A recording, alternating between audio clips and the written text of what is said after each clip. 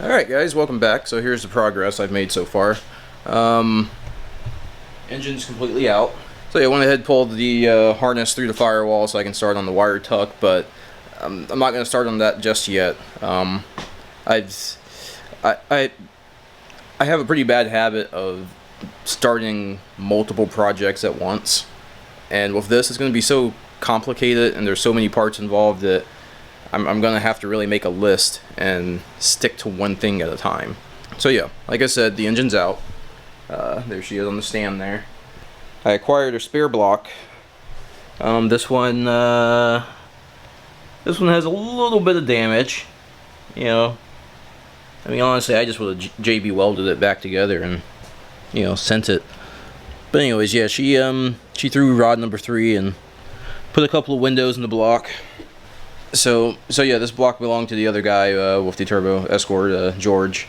He was in a few of the dyno videos, and he's gone to the track a few times with me. I don't think I ever got any video of his car running though, because usually when he was running, I was running. We just weren't running together. But anyways, so his engine had an unfortunate issue, oil starvation, and rod number 3 just let go. So yeah. But anyways, I'm using his block as a mock-up block. This way I can attach a transmission to it, get it in and out of the car for fabrication and mock-up reasons without having to deal with a fully dressed engine, you know. So this will be a lot easier. I'll be able to see things and get to things without, you know, too much trouble. So anyways, as I was saying, I got a lot of things I want to do. One of them is redoing the wiring harness in the car while the engine's out. I was going to start on that, but I think I really want to kind of start on the 153 stuff and then worry about the wiring harness and all that stuff afterwards. So the first thing I'm going to do as far as the 153 swappage is I'm going to get this plate mounted to this block and get the block mounted to I'm going to get this plate mounted to this block and then get the whole thing mounted to this transmission. So before I can mount this to the transmission, so before I can mate the transmission and the block together, there's a few areas I have to address first. So there's well, obviously there's the whole starter thing, but I'm not going to do that just yet.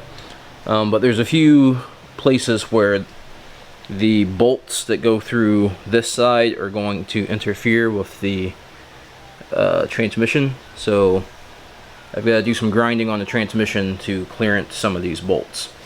Before I even get to that, one of the issues I've found with this plate, not necessarily with the plate, but you know, is that this dowel pin is too tall, because this dowel pin is too tall. There's a recess cut into the plate for that dowel pin to fit into, but it's fairly shallow, so it doesn't sit flush when it's on there. So I'm just going to take a flap disc to that and grind down the dowel pin, not completely down, just make it a little smaller. And obviously I'm going to have to do the same thing to my engine. But as far as modifying the block, that is the only thing that really has to be done. All the modifications, all the grinding really has to be done on the transmission. So, like I said, first thing I'm going to do, grind down that dowel pin and get the plate mounted to the block.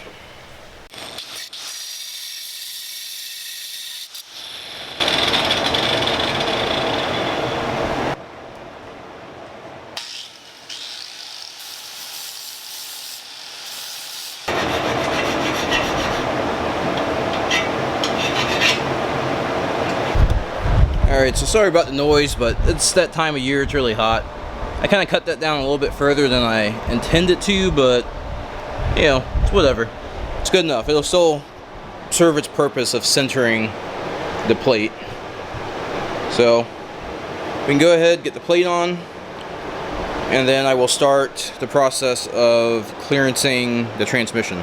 So, plate goes on pretty easily. Like I said, there's two.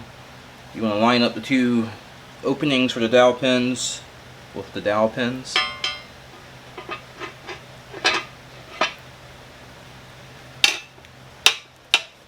is a very snug fit.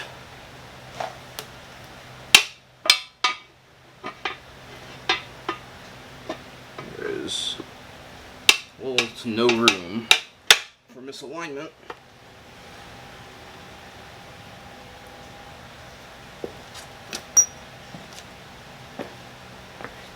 Alright, so for these top two holes, I went ahead and decided to go with these because they're, like I said, you have to clearance the transmission in some places in order for the bolt head to fit.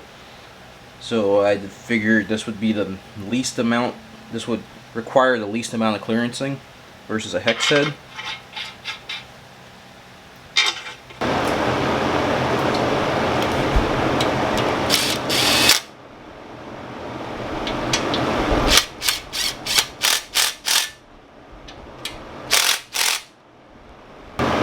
This guy right here,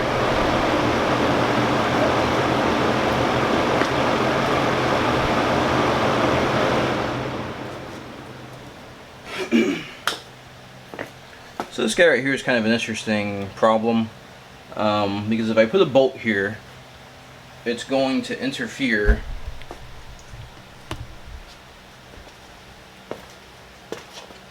on this section of where the where I have to clearance this, because there's a bolt that goes through this way, and it's not that far back. So if I go grinding away at this, I'm going to interfere with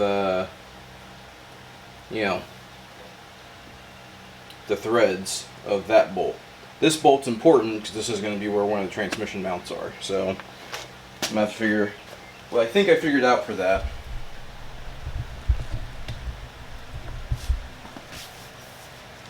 Is a carriage bolt that I can feed through that way.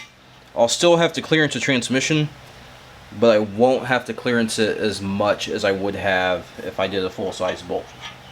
So what I'm going to do is just do a lag bolt through there and bolt it from the back, and that should solve that problem. Last one bolts in from the back on the opposite side. I guess I'll use this one. We'll just have to trim it.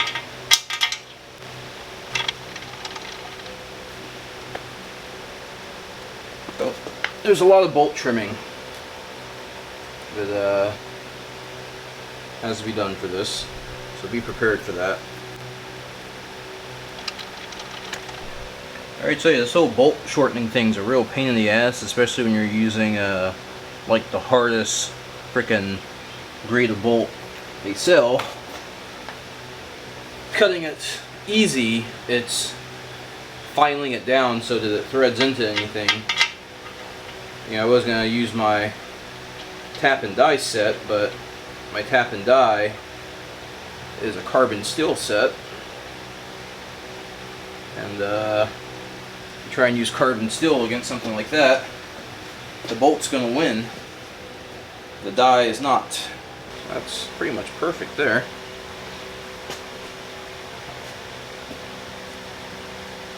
Couldn't have did that any better. So for this guy, like I said, I'm just going to stick this through, put a nut on the end. Although this guy's too long, I need to go back and get a shorter one, but for right now I'm just going to stack some bolts on the other end, and or some nuts, and call it good.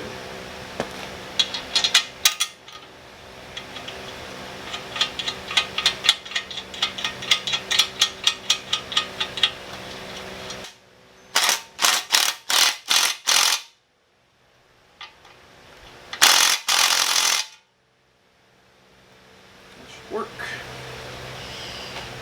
Alright, so like I said, before I get this mounted to the transmission, I've got to take my grinder and grind away a couple of spots. There should only be two. There should literally only be two spots.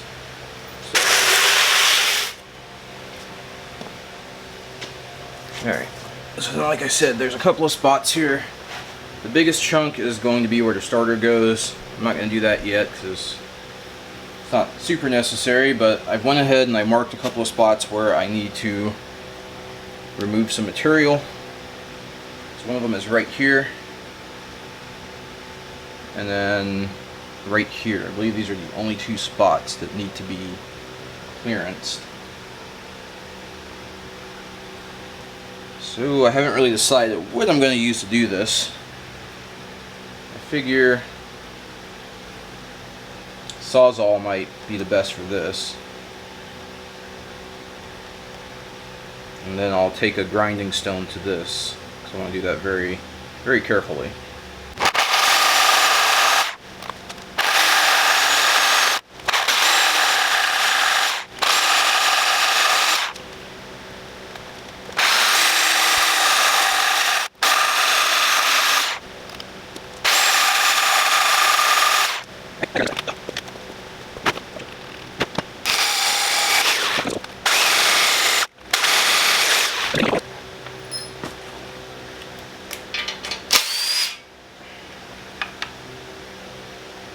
That should do it, at least for that one. Alright, so now it's going to be this guy here. I think what I'm just going to use is this, at least to start. Should be able to notch in there pretty good, hopefully. Not plugged in.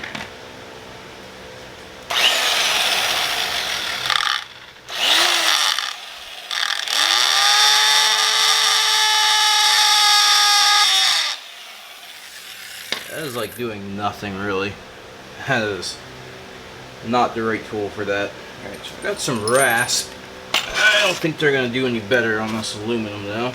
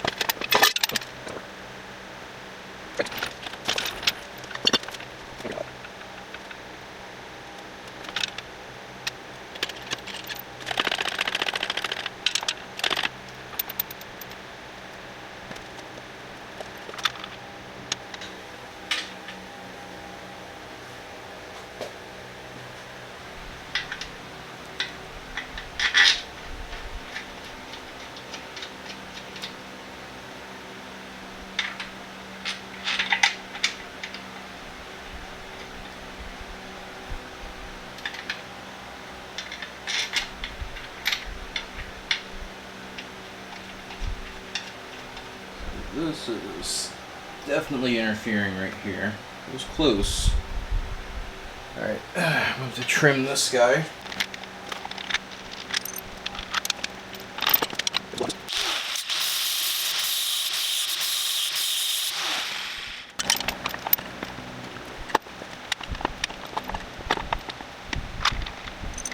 Trying to remember where each of these goes is a fun task.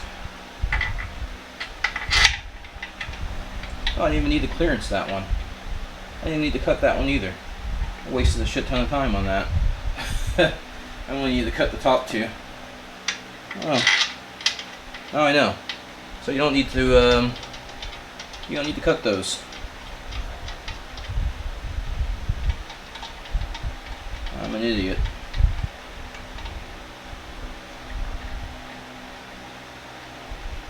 I might actually go buy new bolts. This way I can send the bolt through and then put a lock nut on the back of it. And not necessary, but it'll make me feel better.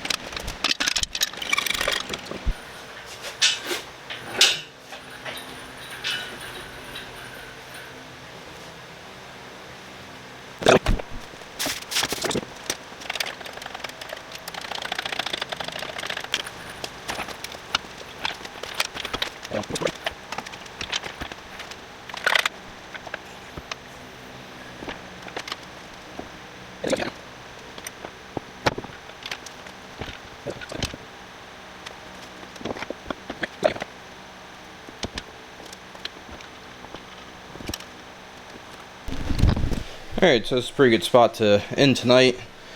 This is just to kind of, I need to come back way back. Way back. Yeah. Looking at where the axles should line up. Ideally, I'd want it so that the axles line up perfectly. You know, I can just look through this. I'll be able to look through the center hub and see right through the diff to the other hub. So that will be ideal. So yeah, it needs to come back quite a bit. But anyways, yeah, I just wanted to see what it looked like. My main area of concern was everyone talks about having to notch the frame over there in order to clear transmission. I won't know if that's the case until I get the axles in. But before I get the axles in, I have to put the new spindles in.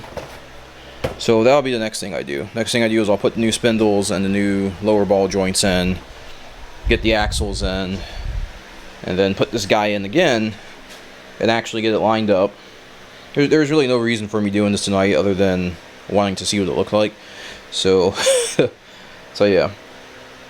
But yeah, there's a Toyota transmission inside of a Ford.